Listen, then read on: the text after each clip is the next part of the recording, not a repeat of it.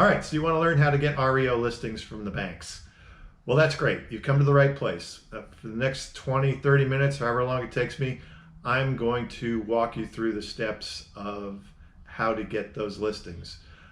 Before I get into that, I'm going to give you an overview of the REO industry, the niche, and I'm also going to talk about some of the challenges and opportunity in REO. Who am I? My name's Tom Day. I got started in real estate in 2006. I'm a self-taught REO agent. I learned how to do this all on my own. I'm also a property manager. I've been with RE/MAX for 13 of the 16 years I've been in the business, and I joined EXP in the summer of 2021. All right, I'll just give you a quick look at my resume. We'll talk about resumes more a little later on because having a great REO resume is an integral part of getting REO listings. As you can see, I have several REO related certifications: 5-star master certification, EXP REO certified, certified real estate pricing specialist, certified distressed property expert, Equator certified, and RESNET certified. I'll talk about all the significances of those and where you can get them yourself a little bit later on. All right, before I get into the how to get REO listings, I want to talk to you a little bit about why I'm doing all this. I'm not selling you anything. You don't have to give me any money. You just have to pay attention is all. My motivation is to raise my profile in the REO industry. I'm also looking to create a network of referral agents across the country. And I also want to bring in agents to my organization who are eager to learn REO. And what better way to do that than to be a mentor and a coach? That's why. So let's get on with it. All right, so what are asset managers looking for when they go to hire a broker or agent? Well, they're looking for REO experience of at least 2 to 3 years. They're looking for somebody who's been licensed for at least 3 to 5 years. They want somebody with significant listing experience and also someone with adequate financial resources. Well, I'll tell you, when I got my first REO listing, I didn't have any of these qualifications, really. I was kind of strapped financially. I'd only really been at it for a year and a half. I probably sold less than 20 properties, and 75% of those were as a buyer's agent. So take heart. If I can do it, you can do it. Some things that I did have experience with that could be looked at favorably to an asset manager's eyes are some experience with property management, because you will be managing their properties for them, and whether you have some repair, construction, estimating skills, because you will be estimating repairs quite often. These are some things that you can put on your resume to enhance them. And like I said, we're going to be talking about resumes a little bit later. I kind of glossed right over adequate financial resources, and you might be asking yourself, what do I need adequate financial resources for? Well, here's something you need to know. You're going to be asked to put up some money to pay for some of the maintenance of the property, lawn maintenance, pool maintenance if there is one. You might have to take care of some repairs, certainly utilities. They're going to be hooked up in your name quite often. You're going to have to pay the monthly utility bills, and probably even deposits where applicable. I was kind of strapped when I first started, but I muddled through. Fortunately, the asset managers began to make it easier on us, and they had their property preservation companies take over a lot of those expenses, but you can still count on having to put up money for most of your properties. At any one time, I might have $500 to $1,500 out on each property that I had. Now, don't worry, you do get reimbursed. You have to keep very good records, and you have to submit your expense reports on time. If you don't submit your expense reports on time, then you don't get paid. I think I'll start with a story of getting my first REO listing. I had, like I said, I was got started in this business in 2006, and what was happening then? Well, the market was topping out. We didn't really know it was topping out at that time. We wouldn't figure that out until well into 2007 that the market was softening.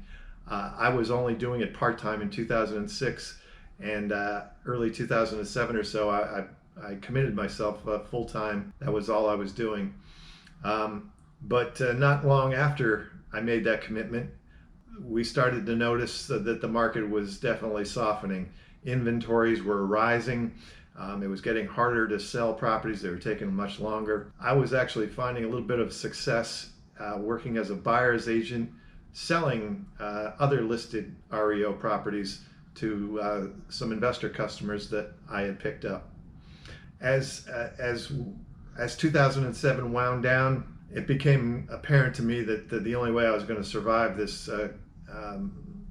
market meltdown that was coming our way was to get REO listings from the banks. So I set out to figure out how to do that. I began doing a lot of research. I could have gone and bought somebody's videos or coaching sessions and spent hundreds and thousands of dollars, but I didn't have the funds to do that, nor is it really in my... I'm kind of cheap. I don't like to do that kind of thing. I'm a do-it-yourselfer. So I did the research. I figured out the key things that I needed to do to get the bank business. So I began taking those steps in early 2008. It took about 7 months or so before I got that email. It was probably July, I think, of 2008. I got an email that I had been assigned an REO listing, and I could hardly believe it. I looked at it, I go, oh, they're giving me a listing? All right, fantastic. Here it is. Here's my first listing. It was located in the Crest Haven neighborhood of Pompano Beach, Florida, which was a neighborhood full of starter homes. There's a lot of flipping activity going on during the run-up, and there was quite a run-up in prices between 2004, 2005, 2006. The former owner had purchased it in October of 2006, which actually was the very top of the market. I would get it sold 2 years later, almost exactly, for $102,500. So you can see the extent of the market crash we had in South Florida at the time. When I listed this property, there were at least 100 other homes for sale in this neighborhood. It's a good sized neighborhood, but 100 homes is crazy. There might be 12, 13, 14, maybe 15 homes for sale right now. I got the listing in early July. It sold in early October. So it was about 90 days plus or minus from start to finish. I was fortunate that it was empty when I was given the assignment. It took some time to get it cleaned out, trashed out, prepared for market. Then it was about 2 weeks, maybe a little bit longer on the market. We actually got offers right off the bat, but both of those, the first two offers were financed, and there were trouble with both of those. Fortunately, a cash buyer came along, and we were able to get it closed in 45 days later. Almost immediately after closing that property, I got another listing. It was a condo in Coconut Creek, and that one from start to finish was even quicker. It was also vacant. It took less from the beginning to end, less than 60 days to get that one closed. When I was done with that one, I got another one. And by the spring of 2009, I was getting listings on quite a regular basis, almost once a week, maybe even more. One of the lessons we learn here is that if you do your job well, you are rewarded with more business. When it comes to conventional listing and sale, you get that listing that you've prospected for, and you sell it, and then that customer moves out. They've sold the property, they're gone.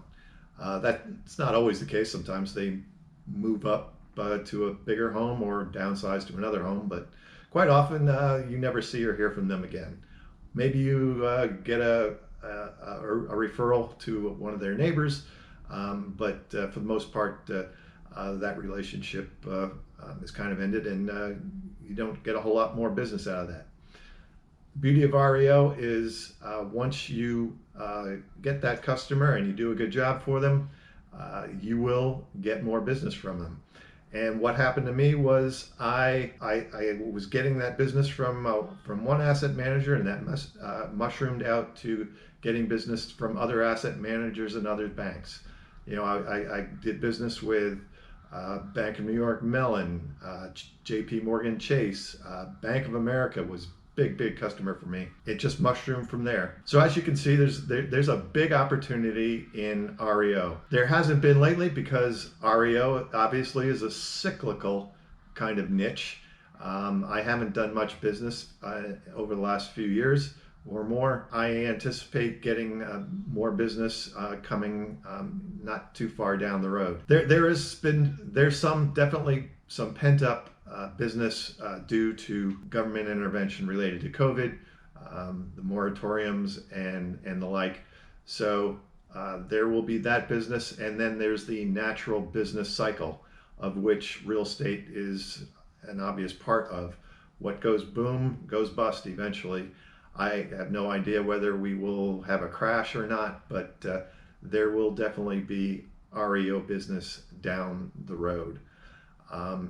And as I explained in my story, it took me 6 months to get my first listing, and then another 6 months or more before I could get a regular business. It took me 6 months or more before I was getting business from the banks on a regular basis, business I could count on. So that's why you want to get started now, not when we're already in the midst of a downturn. If we are in the midst of a downturn, then it's too late. I would have been much better off if I got started a year or more earlier, but I didn't know better. I was a new agent, and I had to take what I could get. There were other agents that were already established, and they had a much bigger market share than myself. But I'm ahead of the curve on this next market cycle, and you should be too. I just want to give you a quick overview of the REO industry and how properties flow through the system. On the left side of this graphic here, at the top are the lenders. They're going to take back their properties through county auctions. At least that's how it's done here in Florida. That's a little dependent on whichever state you're in, whether you're in a judicial state or a non-judicial state. I won't go into that right now. The lenders take back their properties. What they do next is they hire an asset management company, and that asset management company is going to hire a broker. Whether you're an agent or a broker, you're going to be called a broker. Don't worry about it. That's just the way they do things. In their mind, you're the broker, even if you're just an agent. Don't get hung up on the semantics of that. They hire the broker, and in between is a platform, and there are 5 different platforms, at least that I'm aware of, in which they're essentially websites that facilitate the assignments and the whole sales process. It's where you can get BPO assignments, REO assignments, and you're going to be, that's where you're going to get your tasks assigned to you, and where you're going to upload offers to. It really handles the entire process. I'll go more into depth on those a little bit later. In addition to that side of the business, there's the government-sponsored enterprises. I'm sure you've heard of them, Fannie Mae and Freddie Mac. They foreclose on properties. Sometimes they kick those properties to the lender, and sometimes the lenders kick them back to Fannie Mae and Freddie Mac, which can be one of the challenges to this business, but I'm not going to go into that right now. Fannie Mae and Freddie Mac hire their brokers directly. They don't use asset management companies, and they have their own platforms.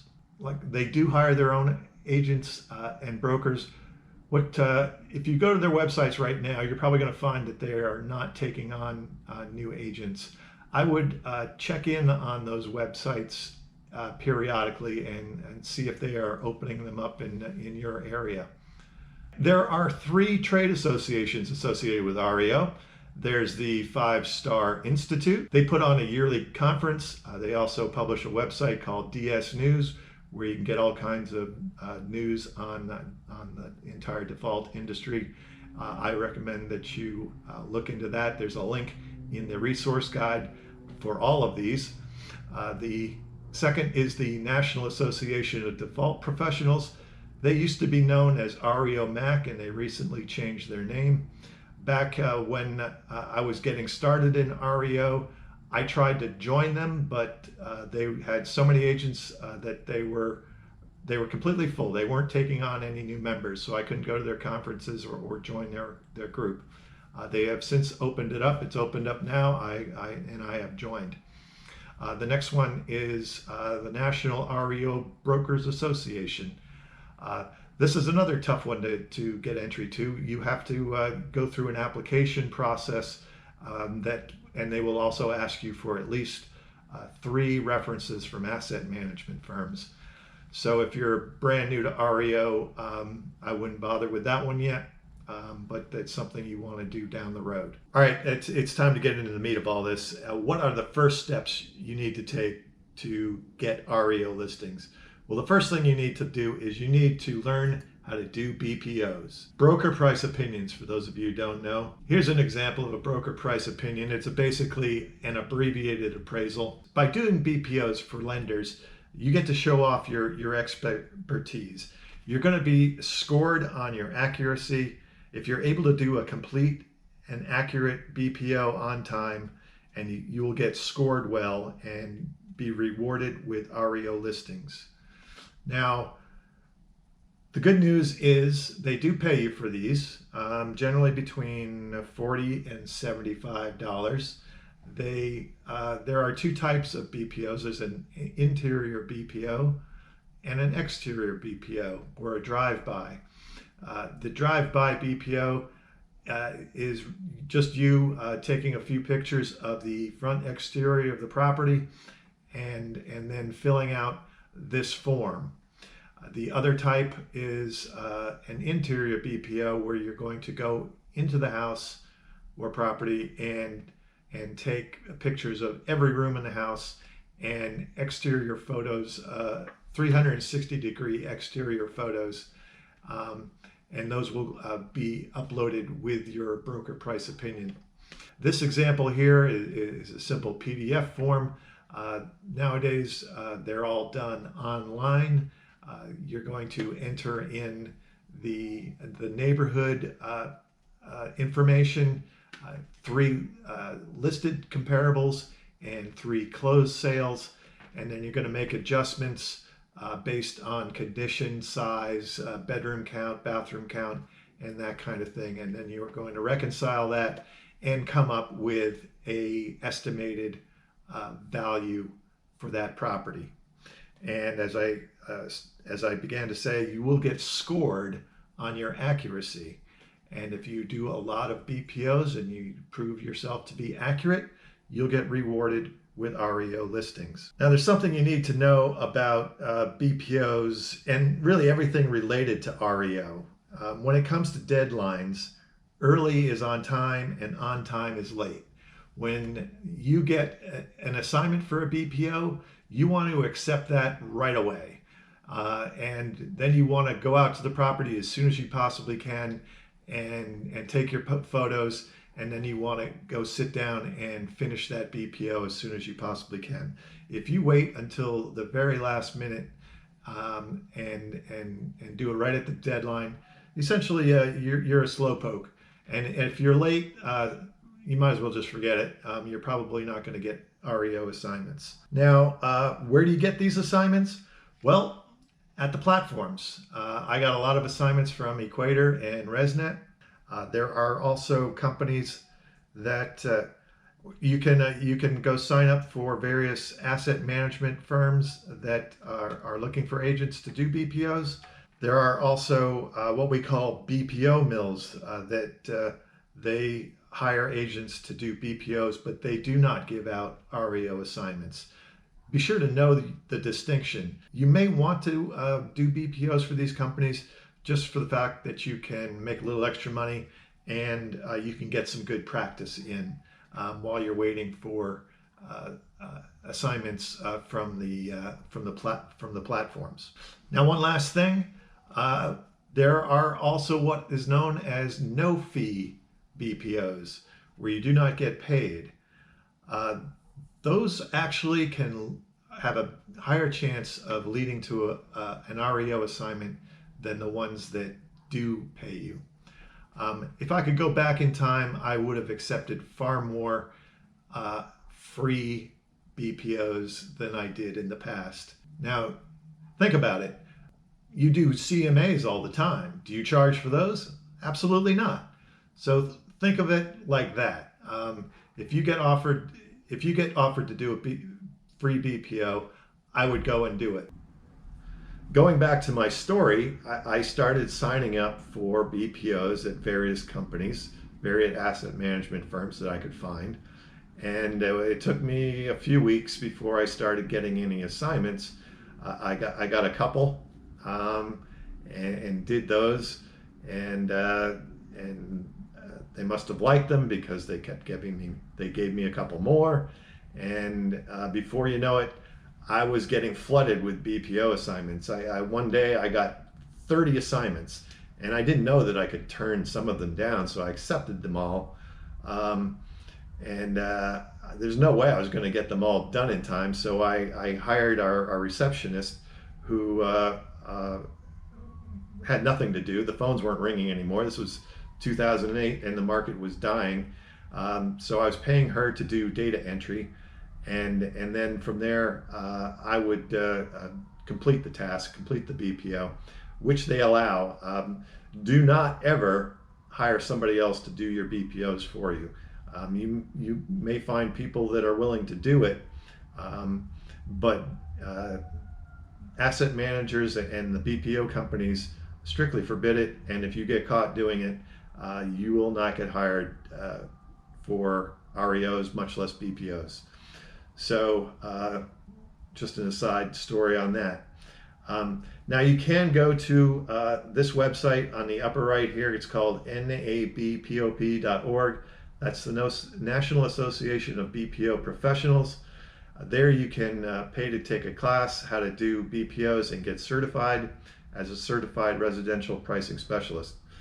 I've done this myself, even though I have tons of experience. I've done probably 1,200 or more BPOs, but I went and got that certification as another add-on to my resume. Which leads me on to our resume, our REO resume. Now we've already shown you mine. We'll go into it a little bit more detail here. At the very top, I show my sales volume. I talk about my BPO experience and my sales to list price ratio, which is pretty good. If you have a really low average days on market for your listings and have a lot of listing experience, I would outline that at the upper part of your resume. Then you're going to want to outline your real estate experience and designations. Going back to those platforms, you can get their certifications. Those cost money, which I'm going to talk to you about in a little bit. But I have been certified on most of the platforms, RESNET included, and Equator. I'm a certified distressed property expert. I don't know if that matters anymore. I don't even know if that organization still exists, but it was a big deal back in 2008, 2009. Then I go on to outline the services available. I do, like I said, BPOs, and I do a 24-hour occupancy check. I do have available a network of reliable vendors for trash outs and sales cleans and getting the property rekeyed and maintaining the property, whether it be a pool, lawn, doing repairs, like I have plumbers and electricians and even a general contractor who can help me out when I need them. I outline all the platforms that I'm on, all the past asset managers I've worked with. It's very important that you show which zip codes you're working in. I would keep all your zip codes within 10 to 15 miles unless you're in a rural area and you're willing to travel further than that. And there you have it. There's your resume. Do not copy my resume. Please just use it as a model if you find it useful. All right, the next step is to sign up on all the platforms that I mentioned earlier. There are 5 of them that I think you should sign up for. There are links in the resource guide. The 2 that I think you're going to want to start with are this one, Equator, and the next one is RESNET. Those are the 2 that I got most of my business from, but go ahead and check with the others. These are the ones I would start with. You want to get organized first. Get a separate file on your computer with all of these documents. You're going to want your resume, your broker's W-9, current, your current E&O insurance, just the declaration page. You're going to want a copy of your current license. You should have references available, and some of them may ask for a background check. Don't go out and buy one, but if you do happen to have one that's current, less than 1 year old, have it handy for any of them that ask for one.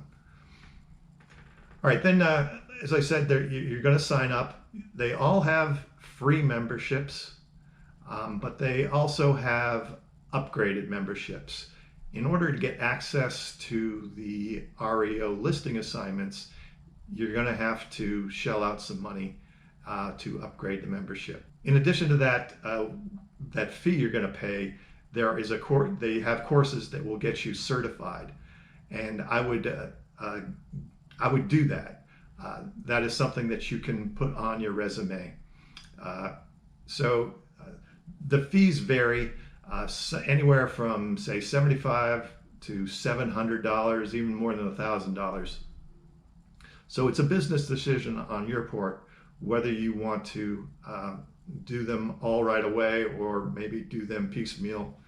But you got to do at least 1 or 2 to begin with to get some exposure with the REO asset managers. Now here's a tip. You can give them a call first and ask them whether they have any inventory on the horizon in your market area. I recently did this and I got a good response to it.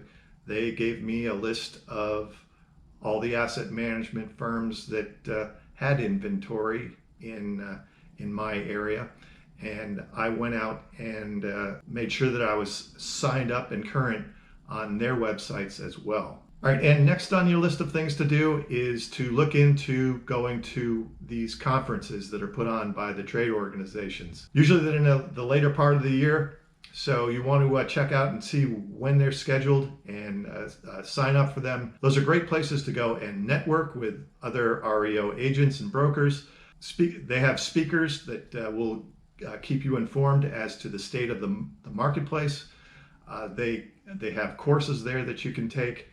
And like I said, it's a great place to network. I was the last one I went to. I was so glad that I went because I learned a ton and I met a lot of people. So go sign up for those conferences. And the next thing you need to do is you need to reach out and find yourself a coach or mentor. And I can be that person for you. You know, when I got started in REO, I learned the hard way. I made some mistakes. I got through it. I wish I had had somebody that I could ask dumb questions of. I remember vividly my first asset manager. I know I frustrated him because he told me, he said, "Tom, you frustrate me." I would ask a lot of dumb questions and I didn't know any of the lingo. And somehow I got through it though, and he gave me a decent score, which led to more business. It could have gone the opposite direction though. All right, and there you have it. In the last 30 minutes or so, I've given you a ton of information and actionable things that you can do to get started in REO right now. And I suggest you go and do it. I'm going to run through those items one more time for you. What you're going to do is you're going to start with learning how to do BPOs. You're going to sign up for BPO assignments. You're going to create an REO resume. You're going to sign up on as many platforms as you can. Get certified on those platforms. Go to conferences. Network with other brokers. Prospect the asset management firms and their vendor managers. You're going to want to seek out a mentor, a coach. And of course, consider joining my organization.